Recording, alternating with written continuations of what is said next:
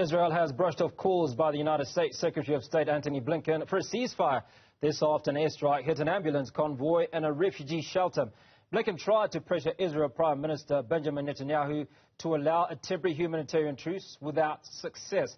Joining us now to make sense of this latest attempt by a senior Washington official is Professor Thomashausen of the University of South Africa. Professor, good evening. Appreciate your time this evening. Now, give us some context or overview of the current situation in the Israel-Hamas conflict and certainly some of these recent developments.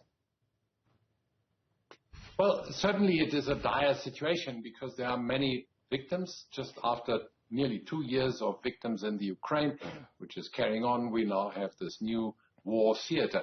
The big misunderstanding in the public is to think that there is an international law like national law, but there isn't. International law is made up of consensus, of agreements by countries, which are then called treaties, and custom, the way things have been done in the past. Now, there is a whole lot of treaty work on how do you conduct yourself in an armed conflict.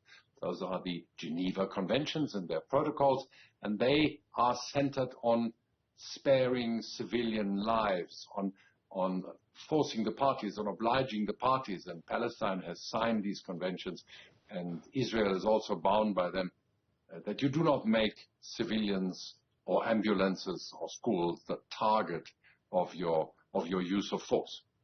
Now, it would appear that Israel doesn't actually care. The majority of the 9,000-odd individuals that have perished, certainly on the Palestinian side, are mostly women and children. So clearly, if their target is Hamas, then they're not succeeding. Well, I think they have decapitated, to a large extent, Hamas and their latest allies, ISIS, and that is what they set out to do under their right of self-defense. Article 51 of the United Nations Charter gives any country a right of self-defense against attacks, be it by a state or by a non-state actor. Then only the question comes up, what is suitable, what is proportional, what is reasonable. And yes, the critique against Israel, which is now also coming from Mr. Blinken from the United States, is that Israel is using excessive force. Israel defends itself by saying, we've warned the civilian population, we've given them many days' time to walk the merely 5 or 6 kilometers south into what is called the South Gaza, to leave Gaza City, because this is where the self-defense operations will take place. And we have tried everything to avoid civilian casualties, but we have to protect our people against further terrorist attacks by Hamas. They live in tunnels, and those tunnels, to a great extent, run underneath hospitals and churches and schools. That's how they were laid out. That's the plan. So yes, it is a horrible situation, but Israel will definitely continue to invoke its right of self-defense. Now, one of the things that was clear was that the Israeli intelligence was found wanting when Hamas attacked on the 7th of last month. One of the things that's also come out is that the Israelis have bombed an ambulance, and in that process killed a number of civilians. But they argue that Hamas was using this ambulance strategically, if what I read serves me correctly. So let's talk about Israeli intelligence. Is Israeli intelligence on point, or was this just a wanton destruction of an ambulance and civilians, as they seem to have been doing over the last few weeks? It's difficult to tell from the outside. Possibly future war crimes investigations, which Palestine is entitled to request at the ICC, because Palestine is a member of the ICC. Maybe those further investigations will be able to unearth more clear facts. But yes, we are in a situation, in layman's terms, if you know that somebody has the trigger for a nuclear device that could kill hundreds of thousands, and you know where that person is hiding, and if that happens to be in the middle of an ambulance, then you will have to take the terrible decision, are you going to destroy that ambulance with that person, or are you going to wait for something worse to happen? there's obviously the possibility of errors in judgment, but with the pressure on Israel, I doubt very much that Israeli commanders or the Israeli government would take these decisions lightheartedly or irresponsibly. It certainly wouldn't help them. Now, Hamas was obviously pretty smart in its attack of Israel on that ill-fated day on the 7th of last month. I'd like to imagine that their commanders, or certainly leaders of Hamas, would have thought through the process of, if we attack Israel, there's going to be a measure of retaliation. Did they anticipate this level of retaliation? Do they, in your mind, have a plan beyond this? Maybe the Hamas leadership was over self-confident, knowing that it had the support of Iran and now Iran's strongest ally, which is Russia. Maybe they thought that Israel would hesitate to do everything in their power to destroy Hamas. Maybe they also callously took that into account and said, so what? We want to isolate Israel. The Israeli reaction will alienate Israel from the rest of the world, and we will force them into a negotiation. Yes, the Secretary General of the United Nations quite rightly said that obviously the Hamas assault on the 7th of October didn't just fall from the sky. It happened in the context of a very complicated historical conflict, which amazingly resulted in the Palestine people never having had a real territory that they can call their own, where they could develop their nation, enjoy progress, cooperate with other countries, build something fantastic like Dubai or other fantastic developments in the Middle East. This was always denied to them. And somehow the international community is to blame for this. Also the region, because the region knew very well that the Palestine desperate situation, with over 3 million Palestinians living in refugee camps, in tents, not allowed to work, not allowed to move, that this situation was a powder keg, that it would explode.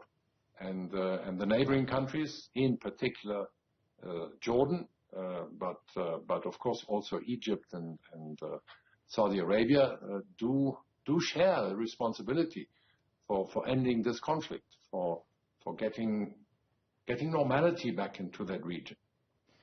And that paves way for my next question, Professor Thomashausen.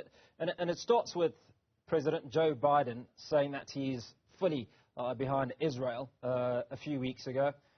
We then moved to a different point in time where Antony Blinken, Secretary of State, is now urging Prime Minister Benjamin Netanyahu to declare a ceasefire of sorts. And President Biden also says that at some point the day after the war is a day that will come. So let's talk about the day after the war. What do you see as a possible solution to a ceasefire of sorts? Is it on the horizon at all? Definitely all wars end with a negotiated ceasefire and then some kind of settlement. That is how these things go. It just is very questionable how long this will take. The international community and probably also America eventually will call for an international peacekeeping force, possibly under the responsibility of the United Nations, to enter Gaza and to try and keep the warring factions apart. It is a big question mark whether Hamas would agree to this, because they're living underground. And there's the problem of the hostages. There were the original, the confirmed number is now 239, of which probably 70 have died by Hamas's allegations. And whilst these people are imprisoned somewhere underground, probably under terrible conditions, it is difficult to imagine that on top of those tunnels there would be peace, and there would be United Nations flags and appeals to both sides not to fire the hostages, Professor, the hostages is really an issue. Well, certainly not for the Israelis, because I think Hamas, in taking the hostages, was to give themselves a position of sort. But clearly that doesn't happen. It hasn't stopped Israel from attacking and decapitating, as you've said, the many Palestinians. Well, no Israeli soldier has decapitated anybody. Only Hamas decapitated about 1,400 Israelis. But they have destroyed the leadership. Yes, they have, in that sense, decapitated Hamas.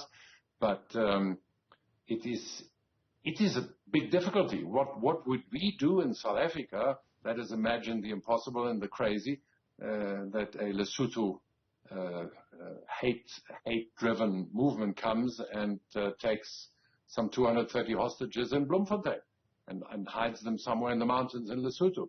Obviously, the government and the responsible people and the defense force would do absolutely everything to try and save those hostages. If it means that you have to use your artillery and your air force to destroy positions, offensive positions of your enemy, and there is no other way, then probably you would do this. Hamas has refused. Russia has tried to negotiate a release of hostages, at least some hostages, and Hamas leaders went to Moscow for that purpose, and they turned it down. Said we see absolutely no necessity to release any hostages.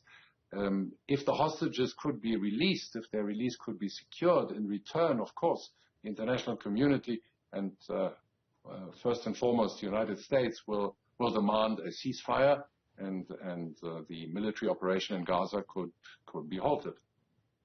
So let's also talk about the United Nations and the role that it's attempting to play in this conflict. Just how effective is the United Nations? This is really the difficulty. There is no international enforcement. There's no international tribunal. There's no international police. There's no international defense force.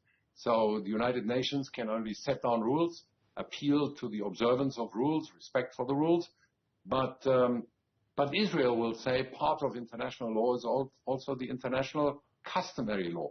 And by international custom, in the conduct of warfare, civilian populations will be affected. The most extreme example was that the United States threw 2 nuclear bombs on 2 large Japanese cities at the end of the war that did not contain any military installations or did not pose any military threat at all. So there the civilian population was directly a target of the military force. And this is what the as we call it, the humanitarian law after 1949 tried to prohibit. But of course, state practice has been long. It has been thousands of years. Sieges of cities are something that have recurrently happened in history and in international law. And custom would indicate that a siege is a permitted weapon, a permitted measure in a war situation. Professor, appreciate your time. Thanks for unpacking those issues on News at Prime.